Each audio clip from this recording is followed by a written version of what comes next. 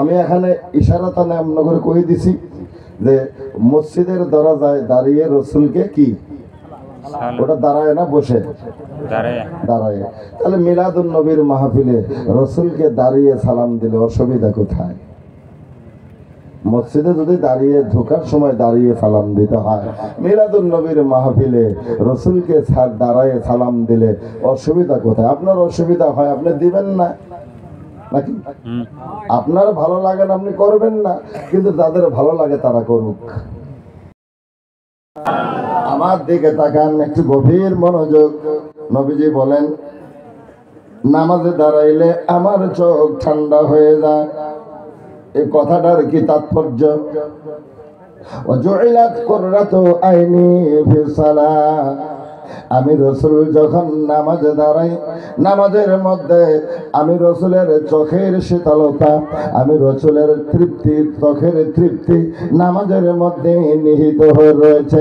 সুবহানাল্লাহ বলেন। কিন্তু বাজার আমরা যখন নামাজে দাঁড়াই, নামাজের মধ্যে আমাদের মন থাকে না। কথা বলেন, নামাজে আমাদের মন থাকে না, নামাজের মধ্যে আমাদের তৃপ্তি আসে না। বাজান আমি সুবহানাকা আল্লাহুম্মা ওয়া বিহামদিকা ওয়া তাবারাকা ইসমুকা ওয়া তাআলা জাদ্দুকা ওয়া লা ইলাহা গায়রু, এটা সানা না পড়তেই আপনার 2 রাকাত নামাজ হয়ে গেল। এমন নামাজে আছে না নাই? আমার 2 রাকাত নামাজ না হইতেই মানে আপনার 4 রাকাত হয়ে গেল। এমন নামাজে আমাদের সমাজে আছে না নাই? আছে, মানে এর সংখ্যাই বেশি। কথা কন না কেন আপনারা? এমন নামাজের সংখ্যাই বেশি। নামাজীদের বিরুদ্ধে আমি বলতেছি না, কিন্তু তারা যে নামাজ জানে না, তাদের যে নামাজের প্রশিক্ষণ নাই, এটাই আমি আপনাদের সামনে তুলে ধরতে চাই। নামাজ শুধু পড়লেই হয় না। কথা কন না কেন? নামাজের কিছু নিয়ম কানুন আছে না নাই? তরতিব আছে না নাই? একটু গভীর মনোযোগ দেন। নামাজের জন্য মানুষ কোথায় যায়? জোরে বলেন। মসজিদে যায়। আচ্ছা, এবার মনে বুকে হাত দিয়ে বলেন তো, মসজিদের দরজায় যখন ঢোকেন কি বলেন? আল্লাহুম্মা, বাস। একটু কি শেষ হয়েছে? কথা বলা শেষ? আল্লাহুম্মা আফতালি আবওয়াবা রাহমাতিকা, একটু বলা হয়।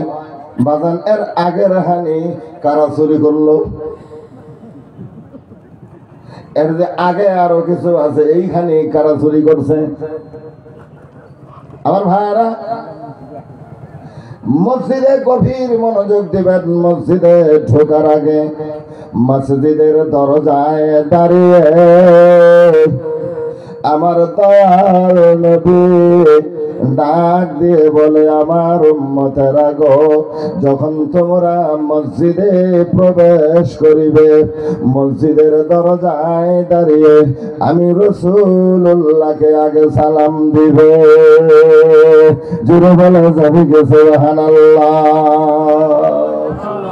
ও বাজার, একটু গভীর মনোযোগ দেন। মসজিদের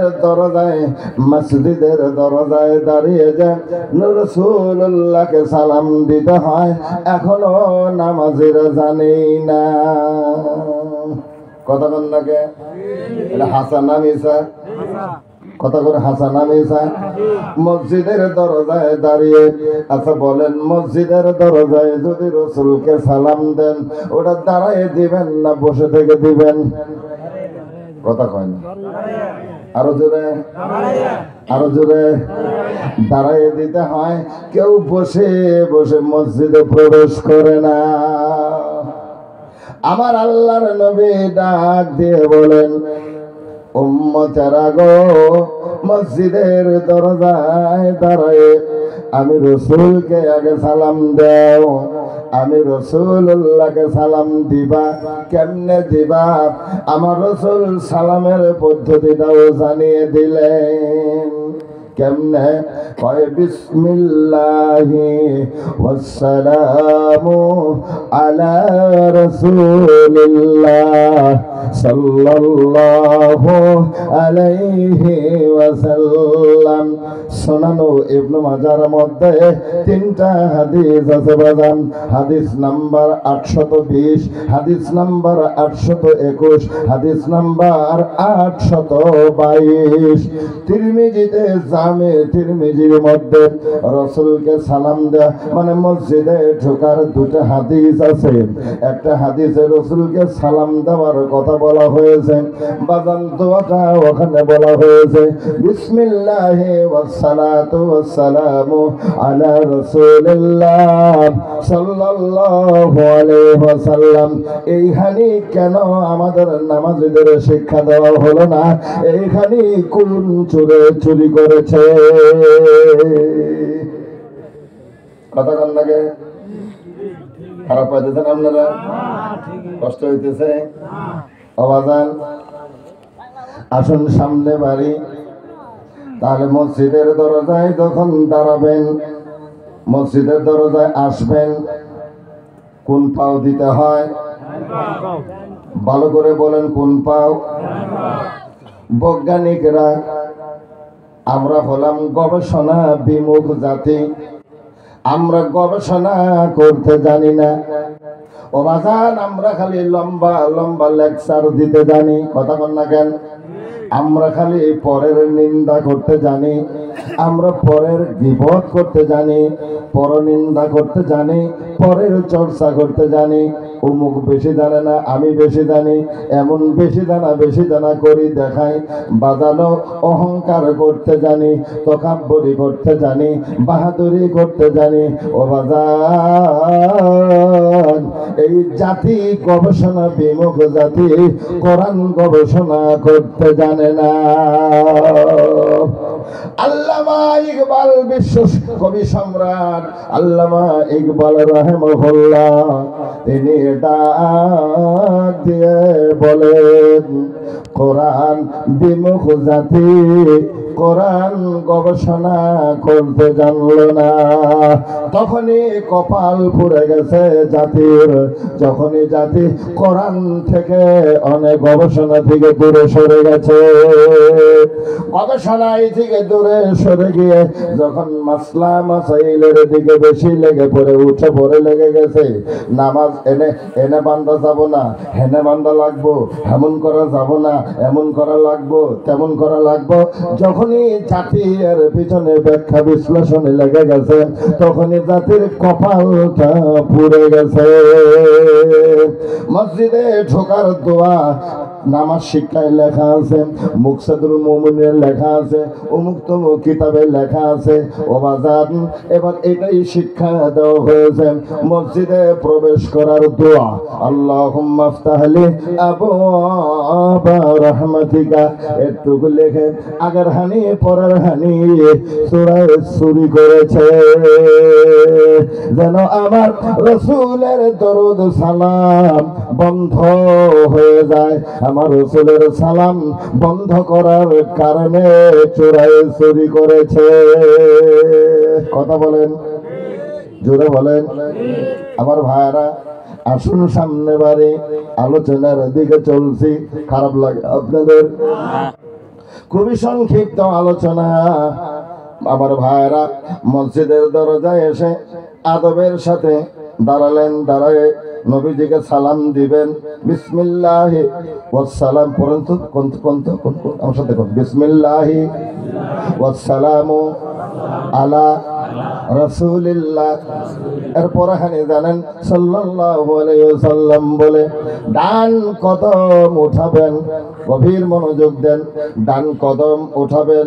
বৈজ্ঞানিকরা গবেষণা করলো মুহাম্মাদুর রাসূলুল্লাহ সাল্লাল্লাহু আলাইহি ওয়াসাল্লাম মসজিদে ডান কদম দিয়ে ঢুকতে বললেন কেন, প্রবেশ করতে বললেন কেন? এটা গবেষণা করলেন। গবেষণায় দেখা গেল বৈজ্ঞানিক মুহাম্মাদুর রাসূলুল্লাহ বৈজ্ঞানিক শুধু বৈজ্ঞানিক নয় বাজান, জগৎ গুরু মুহাম্মদুর রাসূলুল্লাহ সাল্লাল্লাহু আলাইহি ওয়াসাল্লাম আজ থেকে ১৫০০ বছর আগে মক্কার জমিনে দাঁড়িয়ে বলেছে, মসজিদের দরজায় দাঁড়িয়ে আমি রাসূলকে সালাম দিবা, এরপরে সম্মালে আকুল, এরপরে তুমি বলবে আল্লাহুম্মা ইফতাহ লি আবওয়াবা রাহমাতিকা। দোয়া পড়িয়ে মসজিদের ভিতরে ডান কদম দিবে। ডান কদম উঠিয়েছ, এখনো তোমার ডান কদমটা মসজিদের ফ্লোরের মধ্যে পড়ে নাই, শূন্যের মধ্যে অবস্থান করছে।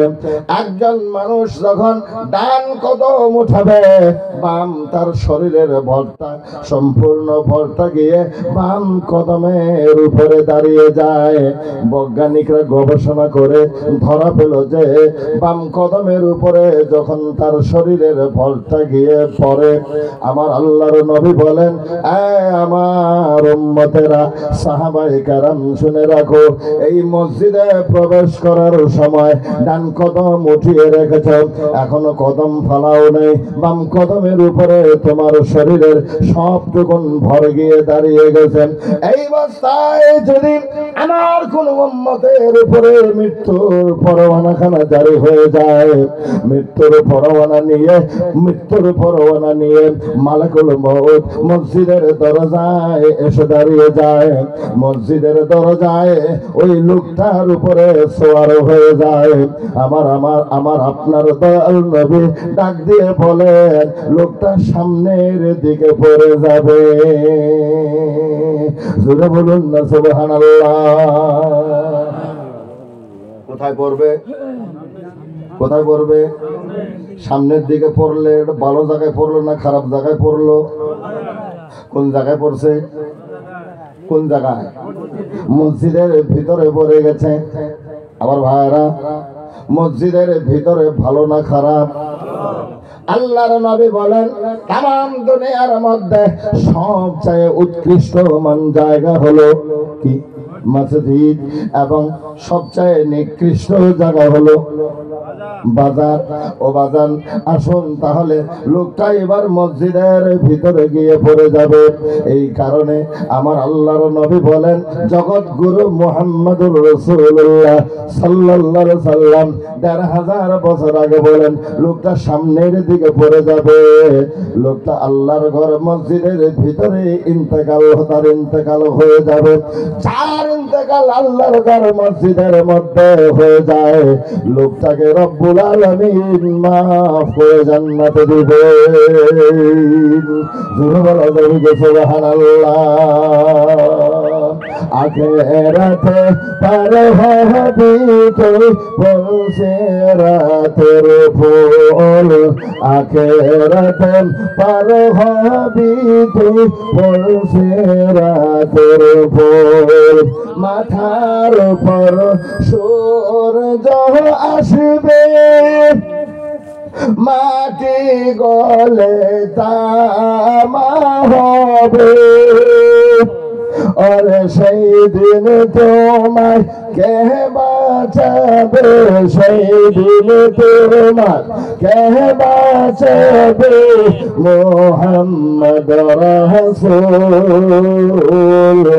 আখেরাতে পার হবি তুই বলছে রাতের ফুল, আখেরাতে পার হবি তুই বলছে রাতের ফুল।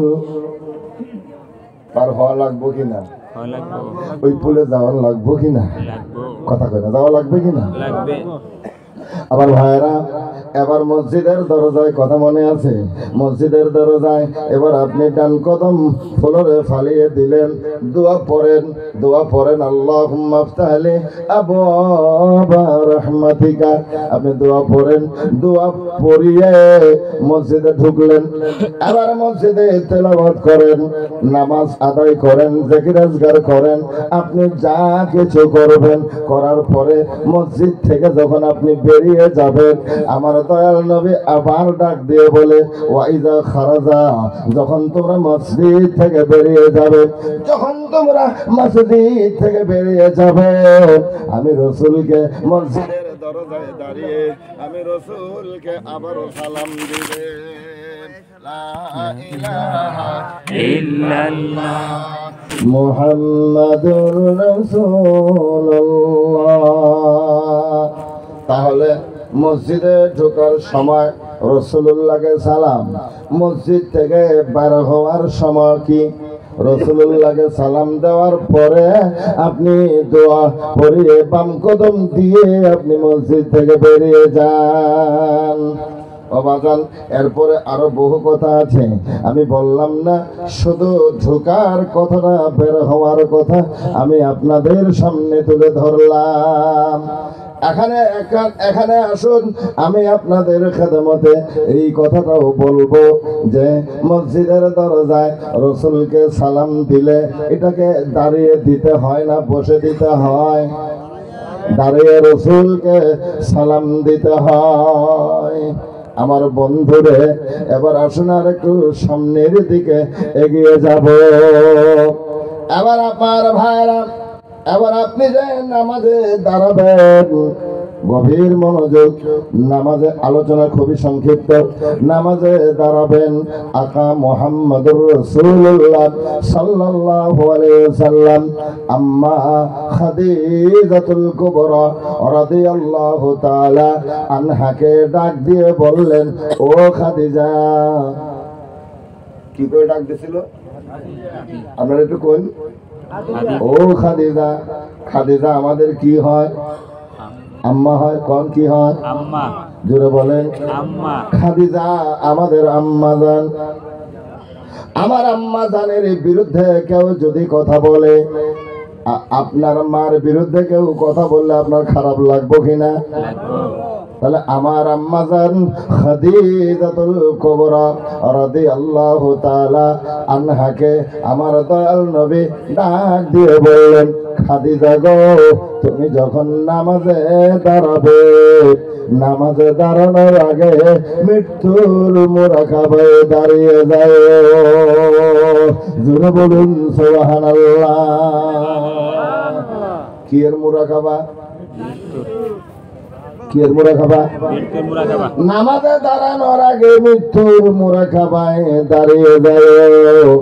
মৃত্যুর মুরাকাবায় দাঁড়িয়ে গেলে তোমার নামাজটা নামাজের মতো হয়ে যাবে। জোরে বলা যাবে কি সুবহানাল্লাহ। আমার ভাইরা, নামাজে যখন আপনি দাঁড়াবেন, আপনি মনে মনে ভাববেন, আপনারা খারাপ পাচ্ছেন, আপনি মনে মনে নিয়ত করে নিবেন। কি নিয়ত করবেন? আমি পুলসিরাতের উপরে দাঁড়িয়েছি। কি এর উপরে? কথা কয় না, কি এর উপরে?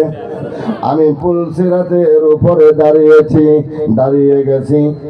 আল্লাহ আমার ডানে তোমার জান্নাত গুলো আছে, আল্লাহ আমার বাম দিকে তোমার জাহান্নাম গুলো রেডি করা আছে। আল্লাহ আমার পিছন দিকে মালিকুল মউত মৃত্যুর পরোয়ানা নিয়ে দাঁড়িয়ে আছে। আল্লাহ আমার সামনে তুমি হাজির এবং নাজির আছো, তুমি হাজির আছো। কতক্ষণ জোরে বলেন, হাজির আছো।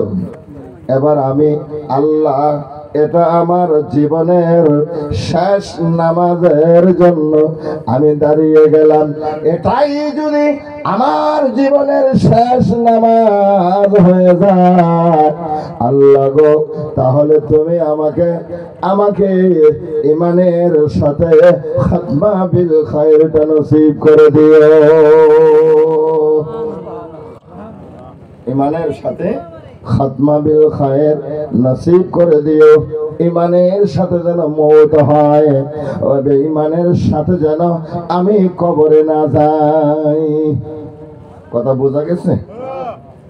বাস, নামাজে দাঁড়াতে হয় এমন ভাবে, এটা নামাজের নিয়ত। আল্লাহু আকবার বলেন। নামাজে এমন ভাবে দাঁড়িয়ে যেতে হয়, নামাজে দাঁড়ানোর পরে ও বাজার এই কারণে বললাম, যখন আপনি এমন করে নামাজে দাঁড়িয়ে যাবেন, এটাই আমার জীবনের শেষ নামাজ। তুমি তৌফিক দিলে আসর পড়িতে পারিব, তৌফিক দিলে মাগরিব পড়িতে পারিব, তৌফিক দিলে ঈশা পড়িতে পারিব, তৌফিক এনায়েত করিলে আমি ফজর পড়িতে পারিব। আর যদি আমার জীবনে সুযোগ না দাও, তাহলে আমার জীবনের শেষ নামাজ তুমি কবুল করে নাও। আম্মা জান খাদিজাতুল কুবরা রাদিয়াল্লাহু তাআলা আনহা এমন করে নামাজের মধ্যে যখন দাঁড়িয়ে গেলেন, ও বাজান মাশারিকুল আনোয়ারের মধ্যে এই ঘটনাটা লেখা হয়েছে। আম্মা জান খাদিজাতুল কুবরা নামাজে মৃত্যুর মুরাকাবায় দাঁড়িয়ে, মানে নামাজের মধ্যে দাঁড়িয়ে মৃত্যুর কথাকে স্মরণ করিয়ে যার যার হয়ে চোখের পানিগুলো অঝর নয়নে পড়তেছে আর আল্লাহর কাছে কাঁদতেছে। কাঁদতে কাঁদতে আম্মা জান খাদিজাতুল কুবরা রাদিয়াল্লাহু তাআলা আনহা অস্থির হয়ে গেছে। দয়াল নবী মুহাম্মদ রাসূলুল্লাহ সাল্লাল্লাহু আলাইহি সাল্লাম নবীজি এসে বললেন, খাদিজা কেন কাঁদো? কি হয়েছে খাদিজা, তুমি কেন কাঁদো? আম্মা জান বললেন, ইয়া রাসূলুল্লাহ, নবী গো, আমি খাদিজা তেমন কোনো ভালো আমল নাই। এই কথাটা একটু চিন্তা ভাবনা করেন। আম্মা জান খাদিজাতুল কুবরা আমার রাসূলের জীবনের প্রথম স্ত্রী, ঠিক কিনা জোরে বলেন? আমার দয়াল নবীর জীবনে প্রথম স্ত্রী আম্মা জান খাদিজাতুল কুবরা রাদিয়াল্লাহু তাআলা আনহা, উনি বলতেছেন, নবী গো, আমার জীবনে তেমন কোনো ভালো আমল নাই। ইয়া রাসূলুল্লাহ, মৃত্যু আমার জন্য বড় ভয় লাগে গো নবীজি, আমার বড় ভয় লাগে কবরে, আমার বড় ভয় হয় নবী গো, আমার জীবনে তেমন কোনো ভালো আমল নাই গো নবী। আমার নবী বললেন, খাদিজা তুমি তো কল্যাণের মধ্যে আছো, তুমি তো নবীর স্ত্রী, তুমি তো কল্যাণের মধ্যে আছো। আম্মা জান বললেন, নবী গো, আমার বড় ভয় হয় গো নবী, আমি খাদিজা আপনার কাছে বলবো, একটা আবদার করব, আমার আবদারটা মানবেন কিনা, আপনি কবুল করে নেবেন কিনা, আপনার দরবারে গ্রহণযোগ্য হবে কিনা। আমার নবী বললেন, কি রে খাদিজা, তুমি আমার কাছে কিছু চাবে আর আমি কেন দিব না বলো? এবার আম্মা জান বললেন, ইয়া রাসূলুল্লাহ, ইয়া হাবিবাল্লাহ, নবী গো, ওই গার হীরার মধ্যে, যেই গার হীরা কোন গার হীরা কোন মসজিদ নয় গো নবী, ওই গার হীরা কোন মাদ্রাসা নয় গো নবীজি, যেই গার হীরা আপনাকে মায়ের মতো করে একদিন 2 দিন নয়, 1 বছর 2 বছর নয় গো নবীজি, 15টা বছর 1 মাস 19টা দিন মার মতো স্নেহ মায়া মমতা দিয়ে ওই গারে হীরার মধ্যে আপনি আমার আল্লাহর মুরাকাবা করেছিলেন। জোরে বলুন সুবহানাল্লাহ। ইয়া রাসূলুল্লাহ, 1 বছর 2 বছর নয় নবী গো, 15 বছর 1 মাস 19টা দিন ওই গারে হীরার মধ্যে গর্তের মধ্যে বসে বসে আপনি আমার আল্লাহর মুরাকাবা করেছিলেন। ইয়া রাসূলুল্লাহ, এই 15 বছর 1 মাস 19 দিন 19টা দিনের মধ্যে আপনার শরীর মোবারকের মধ্যে যেই জুব্বাটা ছিল গো নবী, ইয়া রাসূলুল্লাহ, আমি খাদিজার যেদিন মারুজে মওত হয়ে যাবে, আমি খাদিজার যেদিন দুনিয়া থেকে বিদায় হয়ে যাব, নবী গো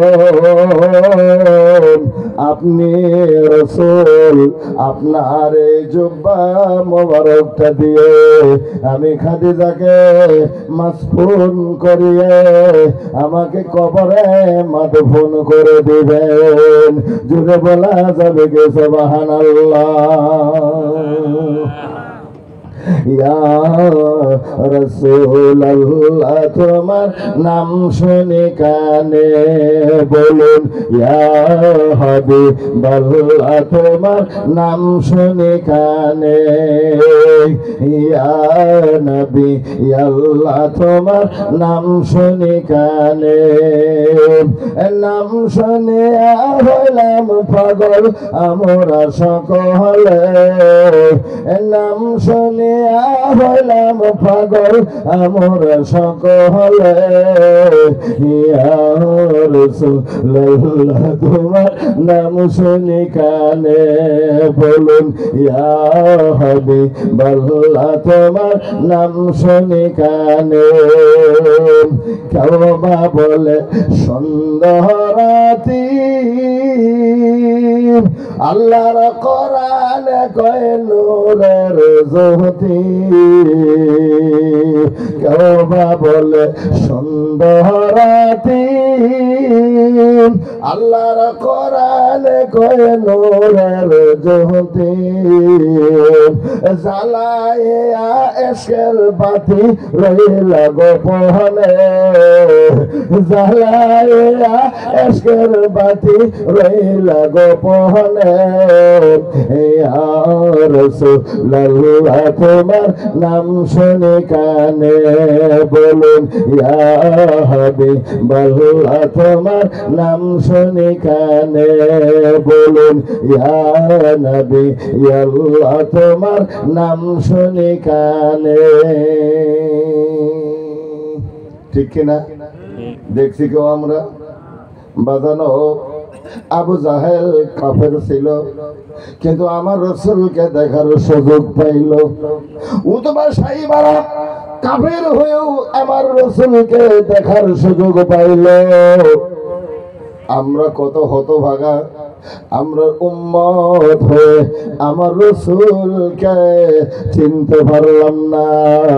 অনেক মানুষ আছে রে বাজার, তারা বলে রাসূল আমগো মতো মানুষ। কথা কন না কে? কথা কন না? এমন বলে কিনা? অনেক মানুষ বলে রাসূল আমগো মতো মানুষ আসাল। নাউজুবিল্লাহ, জোরে কর নাউজুবিল্লাহ। রাসূল আমাদের মতো মানুষ আসাল, এই কথাটা যারা বলে অবাজান, এটাই তো রাসূলের সাথে তার গোস্তাকি হয়ে যায়, বেয়াদবি হয়ে যায়। কোথায় রাসূল আর কোথায় তুমি? কয় আমগো মতো মানুষ আসাল। আমার ভাইরা আসুন আরেকটু সামনে গিয়ে চলে। এই হলো রাসূলুল্লাহর উম্মতের বর্ণনা। আমি এই দিকে যাব না। রাসূল একটা কথা ছুড়ে গেলাম, একটা কথা ছেড়ে দিলাম। রাসূল যদি আমগো মতো, আমরা যদি রাসূলের মতো, এটা যদি তাই হয়, যারা রাসূল আমগো মতো বলে তাদের কাছে একটা প্রশ্ন ছুড়ে মারলাম। এই প্রশ্নের উত্তর আপনারা দিবেন। প্রশ্নটা কি? ও বাজান, আমরা রাসূলের উম্মত, আমাদের কালেমা হলো লা ইলাহা ইল্লাল্লাহ মুহাম্মাদুর রাসূলুল্লাহ। আমরা রাসূলের উম্মত, এটা হলো আমাদের কালিমা। তাহলে লা ইলাহা ইল্লাল্লাহ মুহাম্মাদুর রাসূলুল্লাহ। আমার দয়াল নবী কে কালেমা পড়েছিলেন লা ইলাহা ইলাহা ইল্লাল্লাহ মুহাম্মাদুর রাসূলুল্লাহর জায়গায় আমার নবী কি বলেছিল? তুমি যদি রাসূলের মতো হও তাহলে রাসূলের কালেমা তুমিও কও। কথা কন না কেন বাজান রে? ওটা বললে ইমান থাকবে না, ওটা বেঈমান হয়ে যাবে। আমার কালেমা লা ইলাহা ইল্লাল্লাহ মুহাম্মাদুর রাসূলুল্লাহ, আর আমার রাসূলের কালেমা লা ইলাহা ইল্লাল্লাহ ইন্নী রাসূলুল্লাহ। এটা জোরে বলা যাবে কি সুবহানাল্লাহ? যারা বলে আমার রাসূল আমাদের মতো মানুষ বাজানো, তাহলে তারা যেন এই রাসূলের কালেমাটা পড়ে নেয়। আমার ভাইরা আসুন আর এইদিকে যাব না। আমাদের মতো, আমাদের কথা কোন আমাদের মতো তাদের একটা দলিল আছে কোরআনে, সূরা আল কাহাফের 110 নম্বর আয়াতে। তাদের দলিল, ওই দলিল দিয়ে তারা বলে রাসূল আমাদের মতো।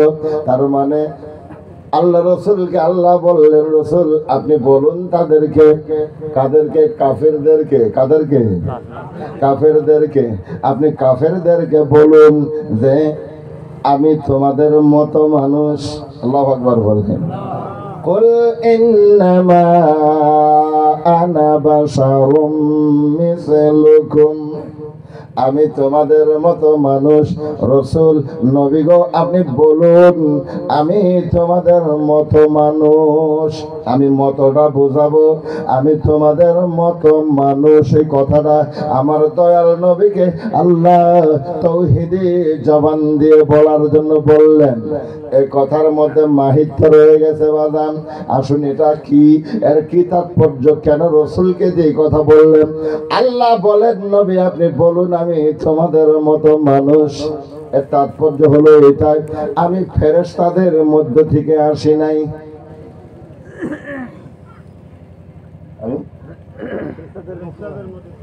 ফেরেশতাদের মধ্য থেকে আসি নাই, মানুষের মতো হয়ে মানুষের কাছে ইসলামের দাওয়াত দিতে এসেছি। সুবহানাল্লাহ বলে। আয় কাফেররা, আমি তোমাদের মতো মানুষ, আমি জিনদের মধ্য থেকে আসি নাই। সুবহানাল্লাহ বলেন। ও কাফেরেরা, আমি তোমাদের মতো মানুষ, আমার মধ্যে তোমাদের মতো অহংকার নাই। জোরে বলা যাবে কি সুবহানাল্লাহ?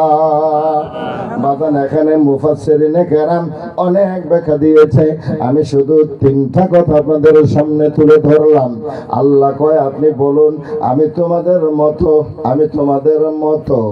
এবার আসেন মতটা বাজান, মতটাকে ছোট্ট করে বুঝিয়ে দেই।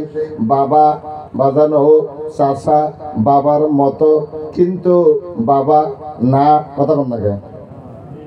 চাচা চাচা বাবার মতো, কিন্তু বাপ কি না।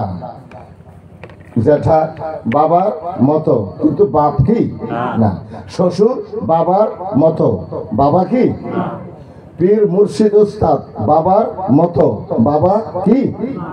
মাসি মায়ের মতো, মা কি। ফুবু মায়ের মতো, মা কি। আমার ভাইরা, এইখানে আমার আল্লাহ রহস্য লুকায়িত রাখলেন।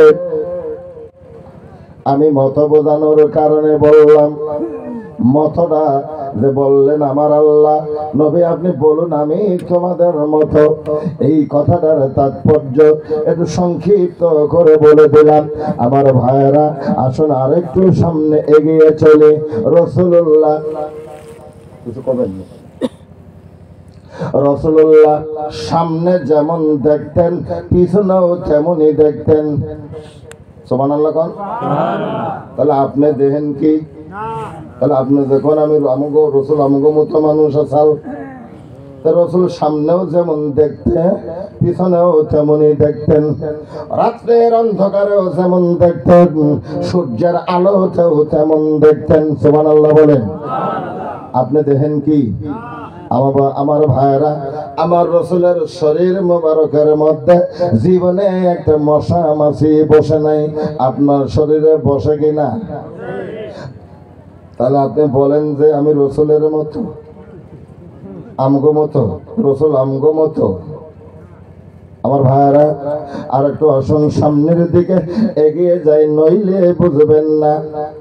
আমার রসুলের শরীর মোবারক থেকে যে পসিনাগুলো বের হতো, এই পসিনাগুলো মেশক আম্বরের চেয়েও খুশবুযুক্ত ছিল। সুবহানাল্লাহ বলেন। আপনার শরীর থেকে যেটা বের হয় এটা কিরকম বাসনা? কথা কয়। এবার কয় রসুল আমগো মতো মানুষ আছে। আমার দয়ালকে মানুষ যে বলে,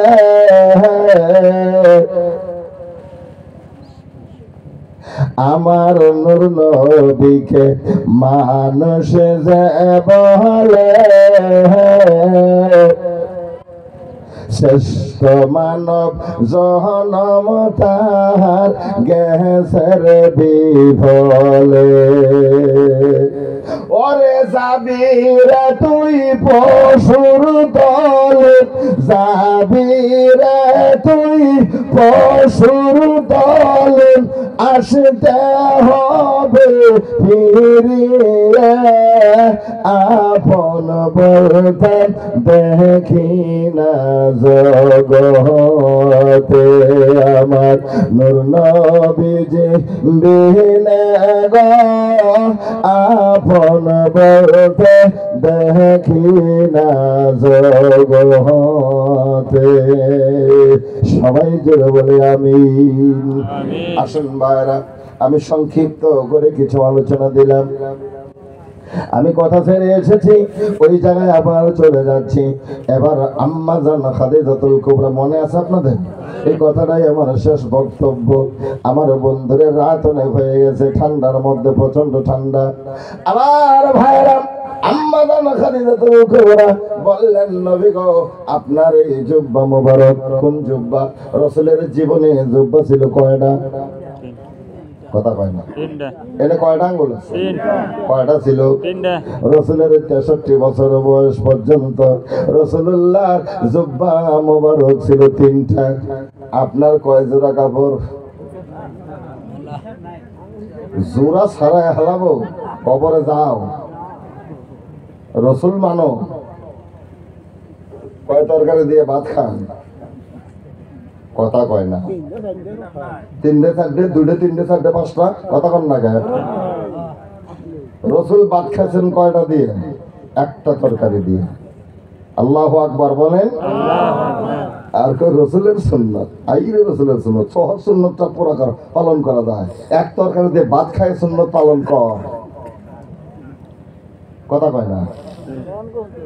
3টে জুব্বা গায়ে দিয়ে সারা জীবন কাটা, এটা রসুলের সুন্নাত পালন কর।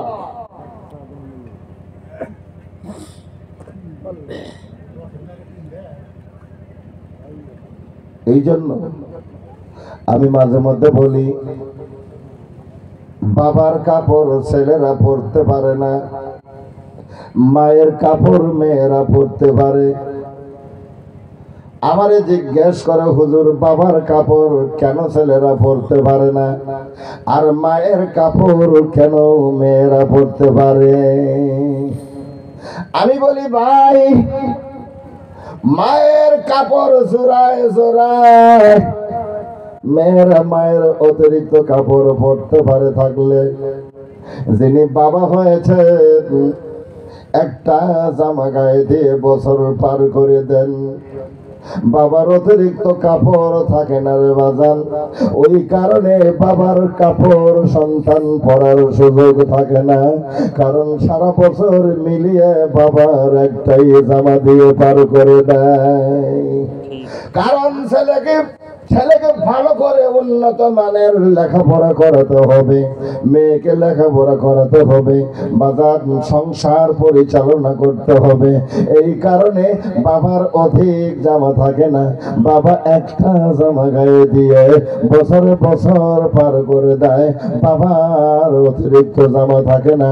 ওই কারণে বাপ নামের মানুষটা কারা, কারে বাপ বলে, বাপ নামের মানুষটা কারা, এই পৃথিবীর মধ্যে বাবা পরিচয় দিতে গিয়ে আমি আব্দুল বাতেন আনসারী বলে গেলাম, ও আমবাড়ি ভুঁয়ে পাড়ার মানুষ, আমি বাবার পরিচয় দিতে গিয়ে বলে গেলাম, বাবা ওই মানুষটারে বাবা কয় যেই মানুষটা সন্তানের মুখে হাসি ফোটানোর কারণে, বিবির মুখে হাসি ফোটানোর কারণে, কন্যার মুখে হাসি ফোটানোর কারণে, বাবা মার মুখে হাসি ফোটানোর কারণে, নাতি নজকুরের পিছনে মুখে হাসি ফোটানোর কারণে নিজে কষ্ট করে হাসি মুখে একটা জামা গায়ে দিয়ে বছর বছর পার করে দেয়, ওই মানুষটার নাম হলো বাবা।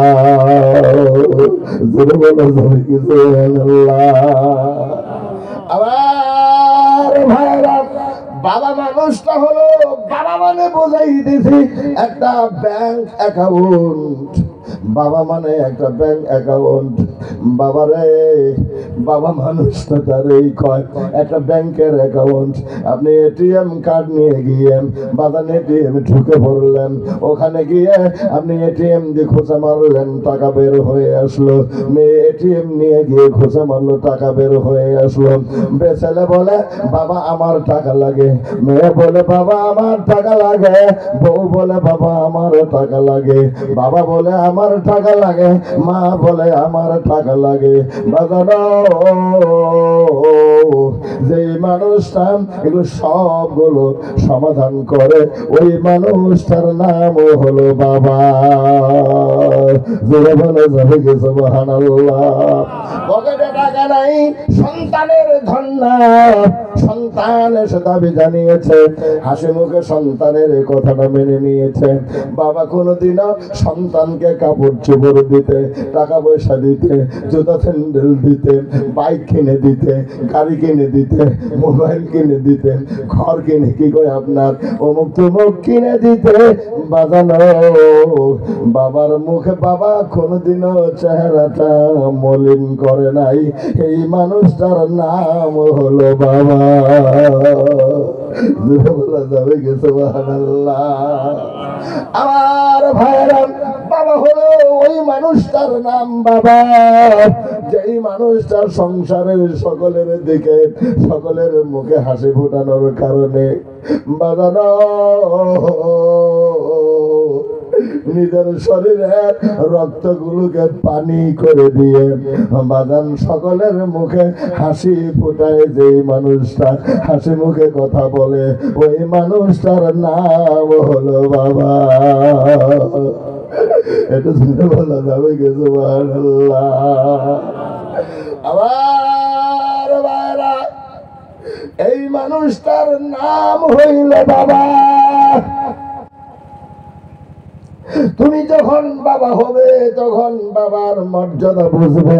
সন্তানের কত যন্ত্রণা বাবাকে সহ্য করতে হয়, সন্তানের কত যন্ত্রণা মাকে সহ্য করতে হয়, তখন তুমি বুঝবে যখন তুমি বাবা হতে চলবে। কথা বলেন ঠিক কিনা? এই কারণে বললাম বাদানো, এইখানে যারা আছো তোমাদের সকলের কাছে আমার কথা রয়ে গেল। অবাজার সংক্ষিপ্ত আলোচনা দিলেন আপনারা আমাকে 11:30 পৌনে 12টার সময়। বাদান রাত 12টার পরে ধর্মীয় জলসায় কথা বলার লাগে না। রাত 12টার পরে ধর্মীয় জলসা করার কোনো বিধান কোরআনে হাদিসে পাওয়া যায় না। ও বাজানো, একটু গভীর মনোযোগ দিয়ে আমি কথাটাকে শেষ করে আজকে আমি আপনাদের কাছ থেকে বিদায় নিব। আমি আব্দুল বাতেন আনসারী, আমার যখনই ডাকবেন কিন্তু একটু আগে ডাকবেন, কমসে কম 2 মাস আগে বলবেন, নইলে আমি আপনাদের ডাকে সাড়া দিতে পারবো না। আমার ভাইরা, বাবা আজকে তুমি বাড়িতে যাবে, তোমার বাবা মা যদি বেঁচে থাকে, তাহলে বাজানো আমি আব্দুল বাতেন আনসারী একটা পরামর্শ দিয়ে গেলাম। তুমি কালকে তোমার হাত দিয়ে তোমার বাবা মার কাপড়গুলো সাফ করে দিবে। কাপড়গুলো নিজের হাত দিয়ে মহব্বতের সাথে কাইজে দিবা, সাফ করে পরিষ্কার করে দিও। আর কাপড়গুলো সাফ পরিষ্কার করে দিয়ে মহব্বতের সাথে ওই কাপড়ের উপরে একটা চুমা লাগিয়ে দিও। এটা আমার বাবার কাপড়, এটা আমার গর্ভধারিণী মায়ের কাপড়। এই কাপড়ে মহব্বতের আবেগে একটা চুমা লাগাই দিবি রে যুবক। তোর আমার নবী ডাক দিয়ে বলে, ও যুবক, আমবাড়ি ভুয়ে পাড়ার যুবক, তুমি যে তোমার বাবা মার কাপড় চোপড় গুলো পরিষ্কার করে দিয়ে ওই কাপড়ে চুমা লাগিয়ে দিয়েছ, আমি রাসূল বলে গেলাম আমার নবুয়তি জবান দিয়ে রে যুবক, তোমার চুমাটা গিয়ে তোমার বাবা মার কাপড়ের উপরে লাগে নাই, ওই চুমাটা গিয়ে আল্লাহর জান্নাতের দরজা জানালায় গিয়ে লেগে গেছে। জোরে বলে যাবে কি সুবহানাল্লাহ। আখিরাতে পার হবে বলছে রাতের উপর, আখিরাতে পার হবে বলছে রাতের উপর। ওরে লা ইলাহা ইল্লাল্লাহ, লা ইলাহা ইল্লাল্লাহ মুহাম্মাদুর রাসূল। আখিরাতে পার হবে বলছে রাতের উপর। কথা বিশ্বাস হয়? পার হওয়া লাগবো কত বছর? 30,000 বছর। সুবহানাল্লাহ কোন।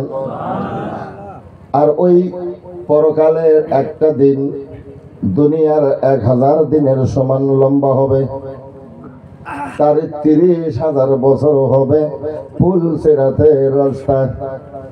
ও ভাই, ওটা বড় ভয়ানক হবে, ওটা বড় কঠিন হবে। বাজার সবাই সতর্ক হয়ে যাও, অ্যালার্ট হয়ে যাও, সাবধান হয়ে যাও। আল্লাহ রাব্বুল আলামিনের গোলামি, আমার রাসূলের তরিকায় গোলামি করো, আমার রাসূলের গোলামি আজকে স্বীকার করে নাও। এই পৃথিবীতে যদি কোনো মানুষকে মানতে হয়, যদি কাউকে মানতে হয়, কাউকে আনুগত্য করতে হয়, কারো অনুসরণ করিতে হয়, কারো ইত্তেবা করিতে হয়, তাহলে উনি হলেন মুহাম্মদ রাসূলুল্লাহ সাল্লাল্লাহু আলাইহি ওয়াসাল্লামের ইত্তেবা করিতে হবে। এছাড়া পৃথিবীর অন্য কোন মানুষের অনুসরণ অনুকরণ করা যাবে না। মাথার চুল কাটে, মাথার চুল কাটে যুবকরা, কথা কন না কেন? ওদের মাথার চুল দেখলে মনে হয় একটা লম্পট হবে, কথা কন না কেন? আমি সেলুনে জিজ্ঞেস করলাম এই কাটিং এর দাম কত? কয় হুজুর এই কাটিং এর দাম 4,000 টাকা। কত টাকা? 4,000 টাকায় কাটিং দিয়ে দিব, 4,000 টাকা। এই কাটিং এর দাম কত? কয় এটা 7,000 টাকা। কথা কয় না। এইরকম যুবক আমগো আছে না? আমগো আছে না নাই? উদ্ভণ্ডালি আছে না নাই? বলেন আছে। অবাজান এই কারণে সতর্ক হন, অ্যালার্ট হন। যুবকদের বলি তোমরাও সতর্ক হও, অ্যালার্ট হও। তুমি যদি এরকম উদ্ভণ্ডালি হও তাহলে তোমার সন্তানরাও কি তাই হবে। আমার ভাইরা, আম্মা জান খাদিজাতুল কুবরা রাদিয়াল্লাহু তাআলা আনহা, আলোচনা শেষের দিকে একবার চুমু করে ফেলেছি। রাদিয়াল্লাহু তাআলা আনহা বললেন, নবী গো, এই 3টা জুব্বার 1 নাম্বার জুব্বাটা যে জুব্বা গায়ে দিয়ে 15 বছর 1 মাস 19টা দিন আমার আল্লাহর মুরাকাবা করলেন, আমি খাদিজা যতদিন দুনিয়া থেকে বিদায় হব এই জুব্বা মোবারকটা দিয়ে আমি খাদিজাকে মাসফুন করে কবরে মাদফুন করে দিবেন। জুড়ে বলুন সুবহানাল্লাহ। আমার রাসূল বললেন খাদিজা মনসুর। আল্লাহু আকবার। জুড়ে বলুন আল্লাহু আকবার। আমার নবী বললেন খাদিজা আমি রাসূলের জুব্বা দিয়ে তোমাকে কাফন পরিয়ে কবরে দাফন করলে তোমার কি লাভ হবে? আম্মা জান বললেন নবী গো আপনি রাসূলের জুব্বা মোবারক যদি আমি খাদিজার কাফন হয়ে কবরে থাকে আমি খাদিজা ওই কবরে কোনো ভয় পাবো না, ওই কবরে আমার জন্য কোনো ভয় থাকবে না। আমার নবী বললেন খাদিজা মনসুর যাও দিলাম। এরপরে বলো কেন কান্দো? আমার আম্মা জান বললেন নবী গো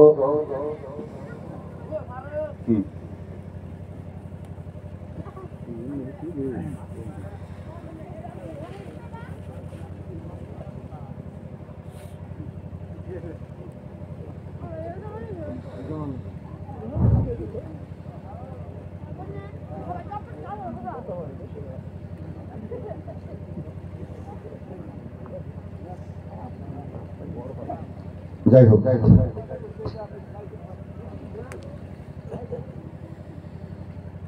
এই জিনিসটা ঠিক না। কেন কোনো বক্তাকে যদি কোনো সাবজেক্টের উপরে আলোচনা করতে বলেন তাহলে বক্তাকে আগেই বলতে হয়। কথা বলছেন কি? তাহলে স্টাডি করে আসবে। কারণ আমরা মাস্টার যখন ক্লাসে যাই তাহলে আজকে কি পড়াশোন কালকে কি পড়াবো এটা স্টাডি করে আসি, তারপরে পোলাপানকে পড়াই। মোতালা ছাড়া পড়ানো হারাম। কিতাব অধ্যয়ন না করিয়ে পড়ানো কি হারাম।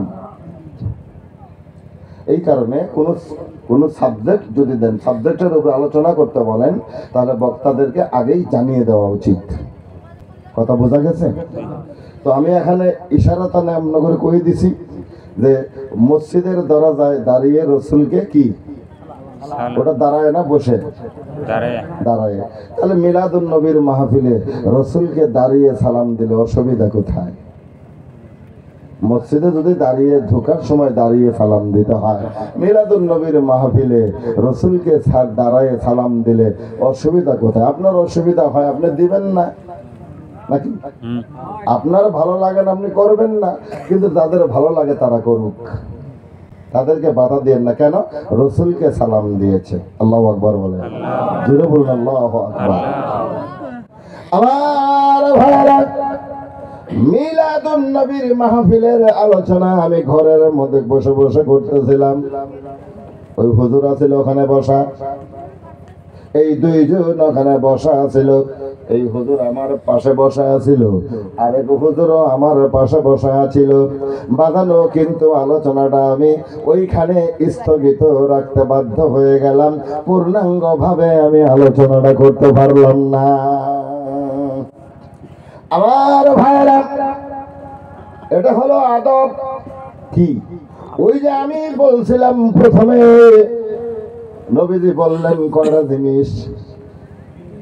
3টা জিনিস।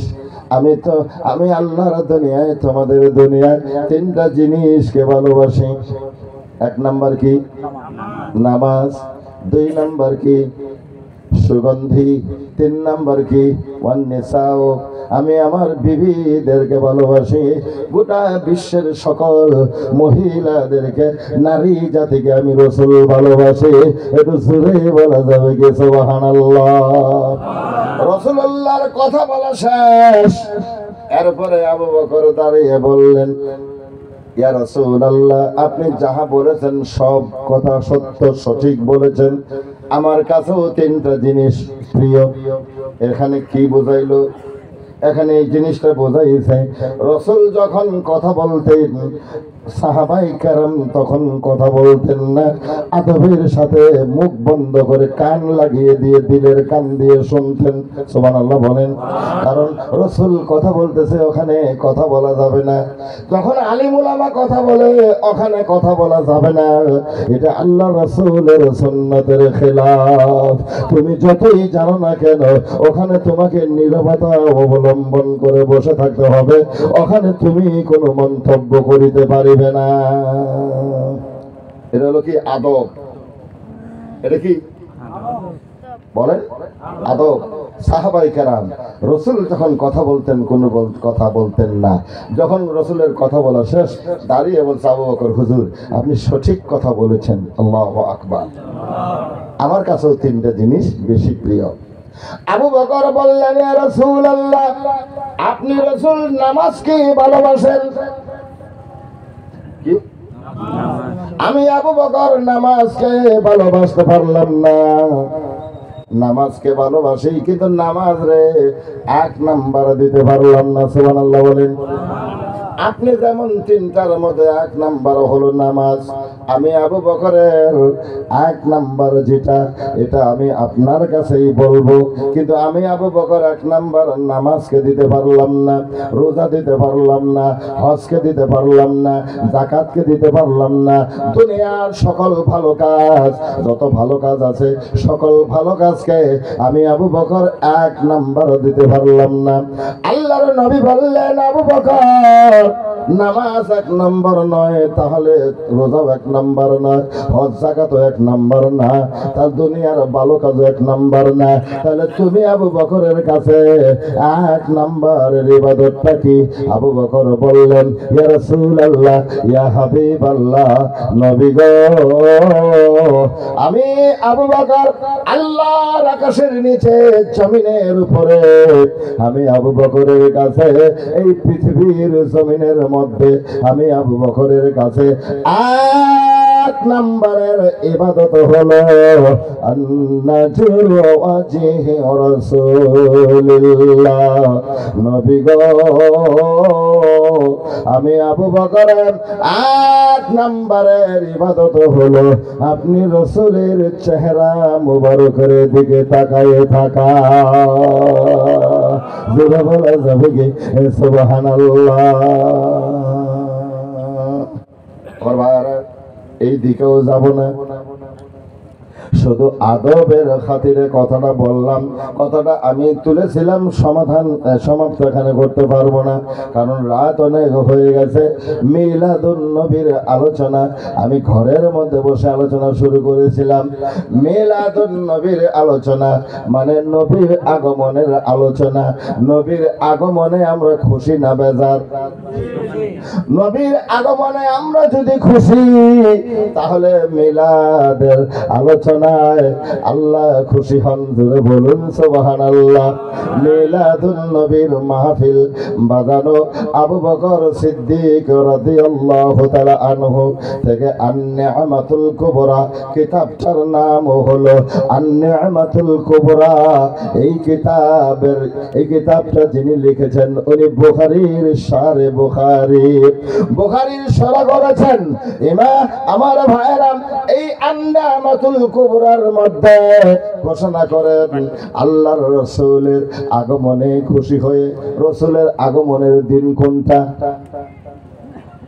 রাসূল যে পৃথিবীতে আসলেন দিন কোনটা? কোন মাসের নাম কি? রবিউল আউয়াল। রাসূল আসছে ওই মাসের নাম কি? কথা কয় না। 12ই রবিউল আউয়াল মাসের কয় তারিখ ছিল? 12 তারিখ। দিনটা ছিল সোমবার। বাজান, ওটা ছিল রাতও না দিনও না। ওই সময় আল্লাহ সুবহানাহু ওয়া তাআলা আমার রাসূলকে দুনিয়ায় পাঠালেন। সুবহানাল্লাহ বলেন। আমার ভাইরা, ওই ঘরের মধ্যে বসে আলোচনা দিচ্ছিলাম। মিলাদ মাহফিলের আয়োজক হলেন আমার আল্লাহ। জোরে বলুন সুবহানাল্লাহ। দলিল কোথায় আছে?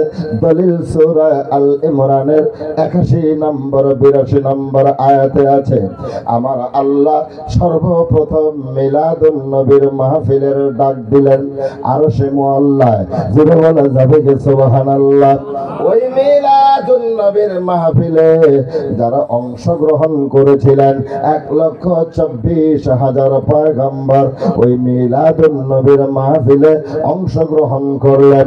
আল্লাহ পাকের আরশে আজিমের মধ্যে বসার কোনো জায়গা ছিল না। সকল আম্বিয়া আলাইহিমুস সালাম আমার রাসূলকে মিলাদুন নবীর মাহফিলে দাঁড়াই রাসূলকে সালাম দিয়েছিলেন। একটু আওয়াজ লাগিয়ে বলা যাবে কি সুবহানাল্লাহ। ভাইরা, মিলাদুন নবীর মাহফিল নিয়ে আমাকে আলোচনা করতে বলা হয়েছে।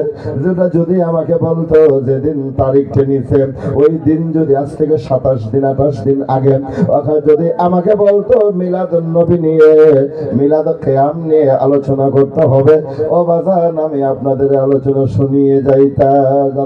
শোনাইতাম। ও বন্ধুরে, সংক্ষিপ্ত করে আমার সামনে দেওয়ার কারণে সংক্ষিপ্ত করে আলোচনাটা শুনিয়ে গেলাম। আমার বন্ধুরে, মিলাদুন নবীর মাহফিল আমার বাজান অনেক বরকতপূর্ণ একটা মিলাদুন নবীর মাহফিলটা অনেক বরকতপূর্ণ মাহফিল। কে বলেছেন বাজান? হযরতে আবু বকর সিদ্দিক রাদিয়াল্লাহু তাআলা আনহু বলেন, আমার রাসূলের আগমনে খুশি হয়ে কেউ যদি মিলাদুন নবীর মাহফিল করে 1 দিরহাম পরিমাণ খরচ করে নিজে খায় এবং অন্য মানুষকে খাওয়ায়, আমি কিয়ামতের দিন ওই লোকটা আমি আবু বকরের সঙ্গে জান্নাতে অবস্থান করবে। আমার ভাইরা, কার নাম কইছি? আবু বকর।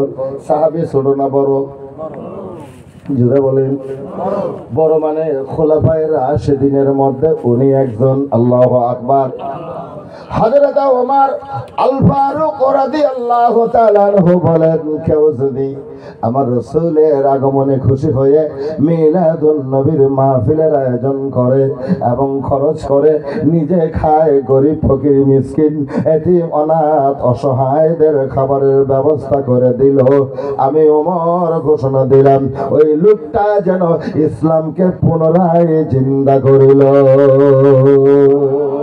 জুড়ে বলা যাবে কি সুবহানাল্লাহ।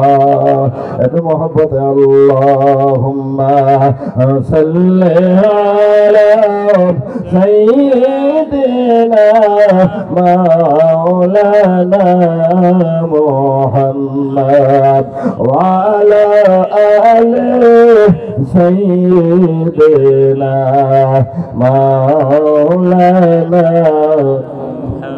নূর নবীজির পসিনা মুবারক মেশক হইতে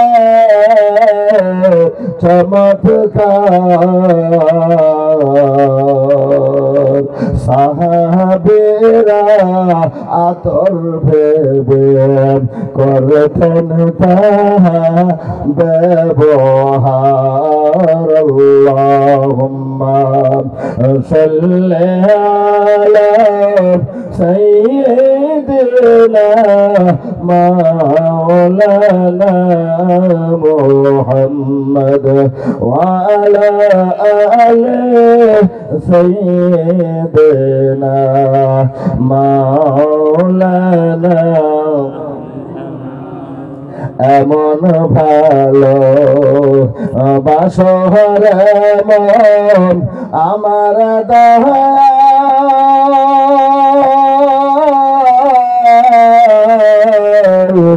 নবীকে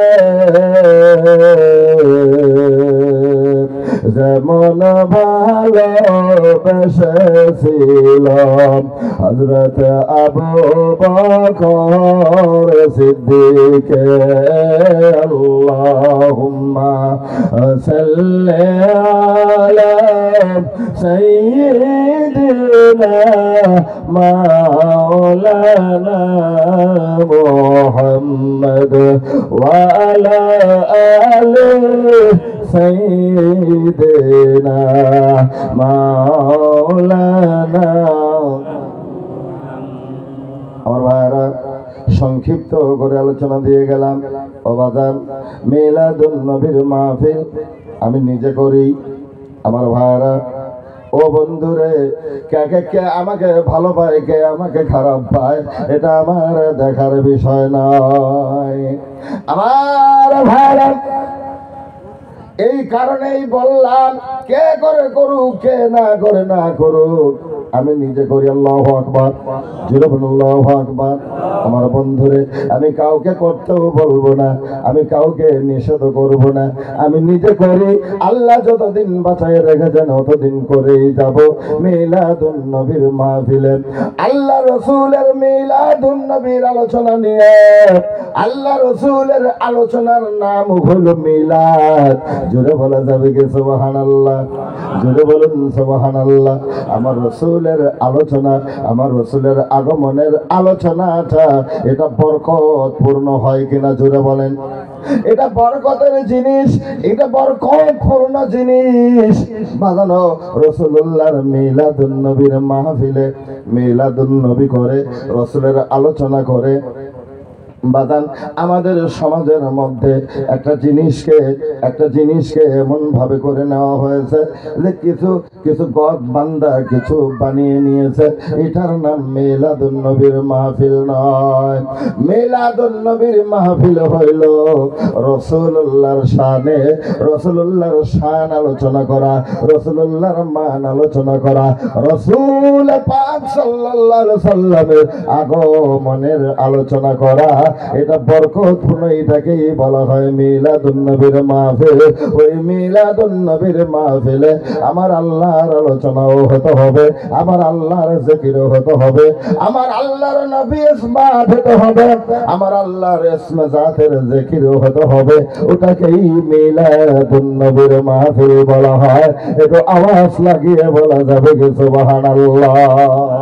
আমার আল্লাহর আলোচনা, আমার রাসূলের আগমনের আলোচনা কে নিষেধ করে? এই পৃথিবীর জমিনে এত বড় বুকে পাঠা কার আছে? কে নিষেধ করে আমার রাসূলের আলোচনা? আমার রাসূলের আলোচনা যত হবে মানুষের ঈমান তত মজবুত হবে, মানুষের মনের মধ্যে ঈমানের গভীরতা হবে। একটু আওয়াজ লাগিয়ে বলা যাবে কি সুবহানাল্লাহ? নবীর আলোচনা, আল্লাহু আকবার বলেন। আচ্ছা, কোন আলিম নিষেধ করবে যে নবীর আলোচনা করা যাবে না? কেউ নিষেধ করবে? আমার ভাইরা আসুন, এই কারণে নবীর আলোচনা যত বেশি হবে আমাদের মধ্যে ঈমানের জজবা তত বেশি হবে। সুবহানাল্লাহ জোরে বলেন। যাই হোক, সংক্ষিপ্ত করে আমি মিলাদুন নবীর আলোচনা দেওয়ার জন্য আমাকে বলা হলো মিলাদ কিয়াম সম্পর্কে কিছু বলুন। আমার বন্ধুরে, যদি কোনো সময় কোনো আলেমকে কিছু দেন তাহলে বাজান বলার জন্য যদি প্রয়োজন মনে করেন তাহলে ওটা আগেই তাকে জানিয়ে দিবেন। আগেই সাবজেক্টটা জানিয়ে দেওয়াটা এটা হলো প্রয়োজনীয় জিনিস, দরকার। কারণ বানাওটি করে কোনো কথা বলা যায় না, কথা কন্যাকে বানাওটি কথা বলার অভ্যাসও আমার নাই, আমি তেমন কোনো আলোচনাও করি না। আমার বন্ধুরে, এবার আমি আপনাদের কাছে সংক্ষিপ্ত করে আমার সামনে দেওয়ার কারণে সংক্ষিপ্ত করে কিছু আলোচনা করে গেলাম। আমার রাসূলের মিলাদ অনেক উচ্চাঙ্গের জিনিস, ধরে বলুন সুবহানাল্লাহ। রমজান মাসে কোরআন নাযিল হইছে। কি মাসে? আরো জোরে কোন কি মাসে? আল্লাহ বলেন শাহরু রমাদান আল্লাযী উনজিলা ফীহিল কুরআন। রমজান মাসে আমি আল্লাহ কোরআন নাযিল করেছি। রমজান মাসে কোরআন নাযিল হওয়ার কারণে রমজানের দাম বাড়ছে না কমছে? জোরে বলেন, বাড়ছে না কমছে? এখন 1 টাকা দান করলে এখন 1 টাকা দান করলে 10টা সওয়াব পাওয়া যাবে। বাজানো ওই সওয়াবটাকে 70 গুণ বাড়িয়ে দেওয়া। রমজান মাসে ওই সওয়াবটাকে আল্লাহ 70 গুণ বাড়িয়ে দেন। জোরে বলা যাবে কি সুবহানাল্লাহ। আমার ভাইরা, রমজানের এত ফজিলত, দিন এবং রাত আল্লাহর রহমতে রমজান ভরপুর হয়ে থাকে। কেন? রমজান মাসে কি নাযিল হইছে? কোরআন নাযিল হওয়ার কারণে এত বরকত দিয়ে দিলেন। এবার আসুন, রমজান মাসের লাইলাতুল কদরের রাতে আবার আল্লাহ কোরআন নাযিল করে দিলেন। ইকরা বিসমি রাব্বিকাল্লাযী খলাক, খলাকাল ইনসানা মিন আলাক, ইকরা ওয়া রাব্বুকাল আকরামুল্লাযী আল্লামা বিল কালাম। আল্লাহু আকবার। যেটা বলুন, আল্লামা বিল কালাম। আমার বন্ধুরে, রমজানের লাইলাতুল কদরের রাতে কোরআন নাযিল করে, কোরআন নাযিল করার কারণে লাইলাতুল কদরের দাম আল্লাহ বাড়িয়ে দিলেন। এবার 3 নম্বর বলবো রে বাজার, এবার আপনারা বুকে হাত দিয়ে বলেন, এই কোরআন রমজানে নাযিল হয়েছে, রমজানের দাম বেড়ে গেছে, লাইলাতুল কদরে নাযিল হয়েছে, লাইলাতুল কদরের দাম বেড়ে গেছে। এবারে কোরআন মুহাম্মদুর রাসূলুল্লাহ সাল্লাল্লাহু আলাইহি সাল্লামের উপরে অবতীর্ণ হয়েছে। এবার বলুন তো, নবীজির দাম বাড়ছে না কমছে? জোরে বলুন, বাড়ছে না কমছে? আওয়াজ লাগিয়ে বলুন, বাড়ছে না কমছে? আমার বন্ধুরে, আমার রাসূলের দাম আল্লাহ কোরআন নাযিল করে আমার রাসূলুল্লাহর দাম আরো বাড়িয়ে দিলেন। জোরে বলুন সুবহানাল্লাহ। আমার ভাইরা, আল্লাহ বলে দিলেন, ওয়া আমিনু বিমা নুজিলা আলা মুহাম্মদ। ঈমান আনো ওই কিতাবের উপরে যে কিতাবটাকে আমি মুহাম্মদুর রাসূলুল্লাহ সাল্লাল্লাহু আলাইহি সাল্লামের উপরে অবতীর্ণ করেছি। এর জোরে বলা যাবে কি সুবহানাল্লাহ। এবার আসুন 4 নাম্বার পয়েন্ট আমার ভাইরা। চতুর্থ নাম্বার হলো, এবার কোরআনওয়ালা, কোরআন নাযিল হওয়ার কারণে লাইলাতুল কদরের দাম বাড়ছে। এবার কোরআনওয়ালা যেই রাত্রে আগমন করেছেন, ওই রাতের দাম কম হবে না বেশি হবে? আমার ভাইরা, কোরআন নাযিল হয়েছে, লাইলাতুল কদরে আল্লাহ দাম বাড়িয়ে দিলেন। এবার আপনার আমার রাসূল যেই রাত্রে আগমন করলেন, 12ই রবিউল আউয়াল রাত্রে আগমন করলেন, তাহলে ওই রাতের দাম আমার আল্লাহ দুনিয়াবাসীদের কাছে বাড়াইয়ে দিলেন। জোরে বলুন সুবহানাল্লাহ।